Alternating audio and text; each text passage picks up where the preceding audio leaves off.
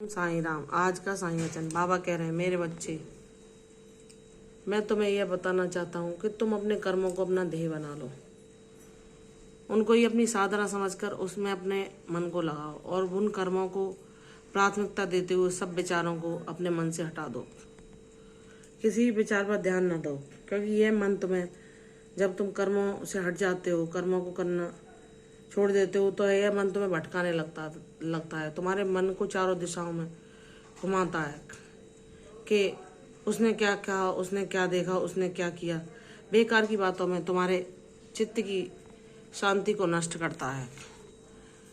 उसने क्या देखा क्या नहीं, मैं उसे अपना क्या दिखाऊं, मैं उससे क्या बात करूं, इन बेकार की व्यर्थ की बातों में तुम्हारे मन की शांति को नष्ट करता है। इसलिए मेरे बच्चे, कौन क्या देख रहा है, कौन क्या सुन रहा है, इससे तुम्हें कोई लेना देना नहीं। क्योंकि इस दुनिया में कोई भी किसी को नहीं देखता, ना किसी की तरफ ध्यान देता है। वह अपने कर्मों को ही अपने जीवन का प्रमुख कर्तव्य मानकर उन्हीं में अपने मन को लगाता है। उसे सिर्फ अपने कर्म याद रहते हैं। इसलिए यही सबसे बड़ी साधना है कि तुम अपने कर्मों को अपना ध्येय बना लो। कोई किसी बात पर भी ध्यान नहीं देता, ना उसे मन में रख के बैठता। वह किसी से बात भी हो, उन सबको छोड़कर अपने कर्मों को प्राथमिकता देता है कि अब मुझे क्या करना है, आगे क्या करना है और मुझे अपने जीवन के लिए कैसे जागरूक बनना है।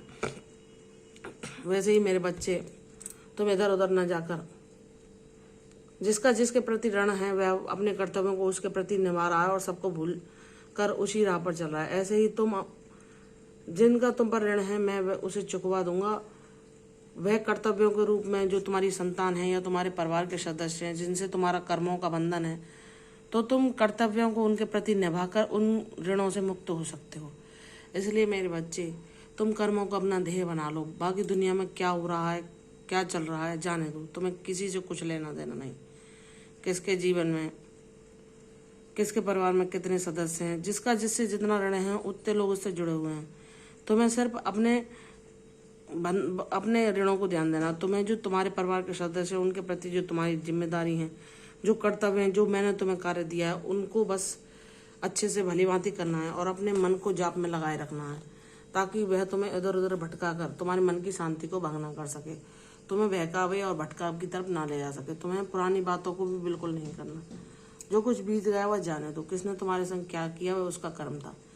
तुमने उसके संग अच्छा किया, यह तुम्हारा कर्म था, तो उसे भी अपने जीवन से हटाओ। तुम्हें जो मैंने अब कर्तव्य दिए हैं उनके प्रति अपनी पूर्ण निष्ठा रखते हुए उन्हें सजग होकर निभाओ। सिर्फ उनको ही अपना ध्येय बना लो और मन से मेरा जाप करो, ताकि यह मन तुम्हें तुम्हारी साधना को साधने के लिए, तुम्हारी मंजिल तक पहुंचाने में कोई रोड़ा ना अटका सके, तुम्हें इधर उधर ना भटका सके। मेरे बच्चे, जितना तुम मेरा नाम जाप करोगे, मैं तुम्हें ज्ञान दूंगा कि तुम्हें क्या करना है, तुम्हें किस राह पर चलना है, किधर कदम आगे बढ़ाना है।